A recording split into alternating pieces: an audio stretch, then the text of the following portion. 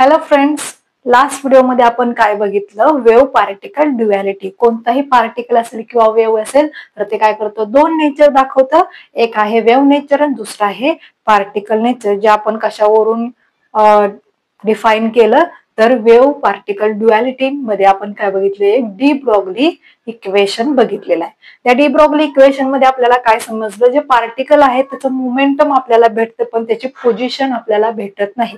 मग ते मिळण्यासाठी किंवा त्याच्यानंतर आपल्याला समजण्यासाठी आपण काय म्हणलो होतो, आपल्याला नेक्स्ट व्हिडिओमध्ये काय बघायचं आहे? हायझेनबर्ग्स अनसर्टन्टी प्रिन्सिपल. तर या व्हिडिओमध्ये आपण काय बघतोय? हायझेनबर्ग्स अनसर्टन्टी प्रिन्सिपल.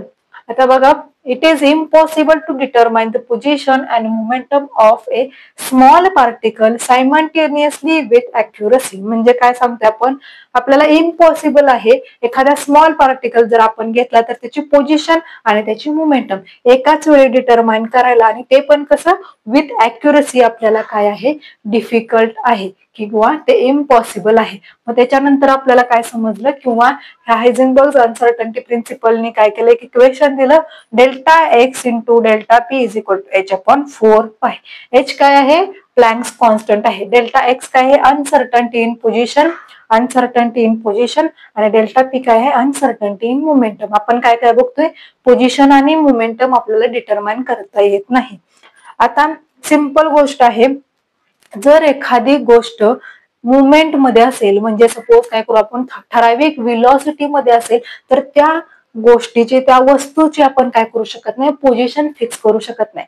सपोज हा पेन आपण कन्सिडर केला, पेन काय करतोय? मुवमेंट दाखवतोय, एका डिरेक्शननी काय करतोय? मुवमेंट दाखवतोय. आपण काय म्हणू? ह्याला व्हेलॉसिटी असेल तर याची पोझिशन आपण फिक्स करू शकतो का? व्हेलॉसिटीत आपण म्हणलं या पोझिशनला तो आहे तोपर्यंत तो काय करेल? व्हेलॉसिटी असल्यामुळे काय केलेलं आपण, इथं आहे म्हणेपर्यंत तो काय करेल? ती जागा सोडून नेक्स्ट पोझिशनला गेलेला असेल. समजतंय? आपण काय सांगतोय? जर एखादी गोष्ट काय असेल? मुवमेंट मध्ये असेल तर आपण त्याची काय सांगू शकत नाही? पोझिशन सांगू शकत नाही. एखादं एक्झाम्पल घेतलं, आपण काय म्हणलं? बस रोडनी चाललेली आहे. आपण काय म्हणू? बस काय करू? बस माझ्या शेजारी आहे असं म्हणेपर्यंत ती बस काय झालेली असते? व्हेलॉसिटी मध्ये असल्यामुळे तुमच्या शेजारून पुढे निघून गेलेली असते. याचाच अर्थ काय? आपण काय सांगतोय? जर आपण म्हणलं एखादी गोष्ट व्हेलॉसिटी मध्ये आहे, मोमेंटम मध्ये आहे, तर त्याची पोझिशन आपण त्यावेळी सांगू शकत नाही, विथ अॅक्युरसी सांगू शकत नाही. तर जर आपण उलट म्हणलं, बस थांबलेली आहे जर आपण म्हणलं, तर त्याची व्हेलॉसिटी त्यावेळी काय असणार आहे? 0 असणार आहे. त्याचं मोमेंटम काय असणार आहे?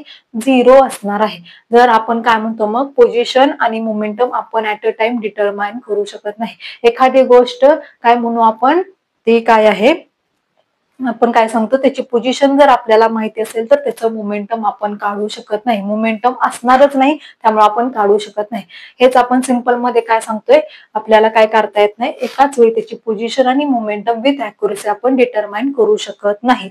नेक्स्ट बघा, can be applied significantly to microscopic particles. आता मायक्रोस्कोपिक पार्टिकल्सचं एक एक्झाम्पल घेऊ आपण. मायक्रोस्कोपिक म्हणजे काय असणार आहे? खूप स्मॉल पार्टिकल्स आहेत. हे जे हायझेनबर्ग अनसर्टन्टी प्रिन्सिपल आहे ते इलेक्ट्रॉन्स, प्रोटॉन्स, परत न्यूट्रॉन्स अशा छोट्या छोट्या पार्टिकल्सला अप्लाय होते. आपण जर त्याचं एक्झाम्पल घेतलं, सपोज मी म्हणलं, काय म्हणलं? एक ट्रेन आहे, ती प्लॅटफॉर्म वरती आहे. ती ट्रेन काय आहे? प्लॅटफॉर्म वरती आहे. स्टार्ट झाली आणि ती प्लॅटफॉर्म सोडायला सुरुवात केली त्या ट्रेननी. मग काय होईल? थोड्या वेळ ती ट्रेन काय असेल? प्लॅटफॉर्म वरतीच असेल. जर तुम्हाला आता विचारलं ट्रेन कुठं आहे, तर तुम्ही म्हणा प्लॅटफॉर्म वरती आहे. ती स्टार्ट झालेली आहे, ती चालू आहे, पण ट्रेन पूर्ण मोठी ट्रेन असल्यामुळे पूर्ण प्लॅटफॉर्म सोडून गेलेली नाही. त्यामुळे काय होईल? आपण काय म्हणू? जोपर्यंत ती ट्रेनचा लास्ट जो कंपार्टमेंट असेल, तो कंपार्टमेंट प्लॅटफॉर्म सोडून पुढे निघून जात नाही, तोपर्यंत आपण काय म्हणणार आहे? ती ट्रेन काय आहे? प्लॅटफॉर्म वरतीच प्रेझेंट आहे. बघा, मी आणखीन एकदा सांगते, काय सांगायचंय मला? जर गोष्ट काय असेल, ती वस्तू काय असेल, मोठी असेल, तर आपण काय करू? त्याचं शेवटचं जे एंड असेल, ते एंड त्या ठराविक पोझिशन पासून निघून पुढे जात नाही, तोपर्यंत आपण काय सांगणार? ती वस्तू, ती गोष्ट काय असणार आहे? त्या पोझिशनला तिथं असणार आहे. म्हणजेच काय? आपण प्लॅटफॉर्म सोडून जाईपर्यंत ती ट्रेन काय म्हणणार? आपण प्लॅटफॉर्म वरतीच प्रेझेंट आहे असं म्हणणार. हे कशासाठी झालं? आपलं मॅक्रोस्कोपिक पार्टिकल साठी झालेलं आहे. मॅक्रोस्कोपिक पार्टिकल साठी झालेलं. आपण काय सांगतोय? हे जे हायझेनबर्ग अनसर्टन्टी प्रिन्सिपल आहे ते कशासाठी आहे? मायक्रोस्कोपिक पार्टिकल साठी आहे. ते जर आपण म्हणलं एकदम काय म्हणतो आपण ऍटम मध्ये काय असतात इलेक्ट्रॉन रिव्हॉल्व्ह होत असतात. इलेक्ट्रॉन काय असेल एका पोझिशनला प्रेझेंट आहे, आपण त्याची पोझिशन फिक्स करेपर्यंत त्यांनी काय केलेलं असते तिथून पोझिशन सोडून तो व्हेलॉसिटी असल्यामुळे दुसऱ्या पोझिशनला गेलेला असतो. कशामुळे होतंय हे मायक्रोस्कोपिक पार्टिकल्स असल्यामुळे होते. मॅक्रोस्कोपिक असेल तर आपण त्याची पोझिशन आणि त्याची व्हेलॉसिटी दोन्ही ऍट अ टाइम काढू शकतोय.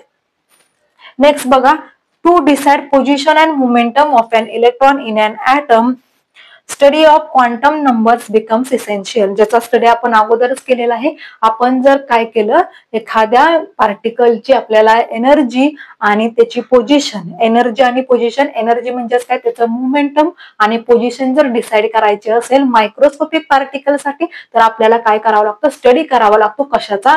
क्वांटम नंबरचा. क्वांटम नंबरची डेफिनेशनच आपण बघितली होती की कोणतेही पार्टिकल्स असतील इलेक्ट्रॉन्स आपण म्हणलो होतो त्या इलेक्ट्रॉनची पोझिशन आणि एनर्जी जर आपल्याला डिसाइड करायची असेल डिटरमाइन करायची असेल तर आपण काय करतोय 4 क्वांटम नंबर्सचा स्टडी करतोय जे आपण लास्ट व्हिडिओमध्ये बघितलेला आहात.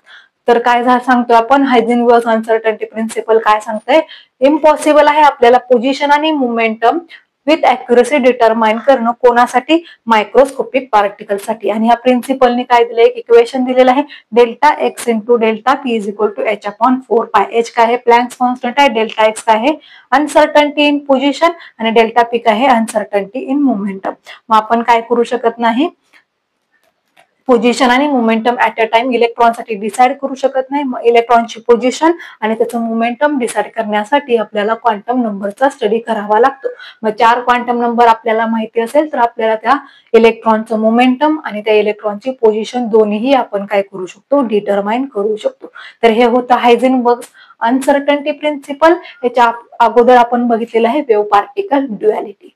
व्हिडिओ आवडला असेल तर लाईक करा, तुमच्या फ्रेंड्स बरोबर शेअर करा आणि माझ्या चॅनलला सबस्क्राईब करा. तर चला भेटूयात आपण नेक्स्ट व्हिडिओमध्ये. थँक्यू.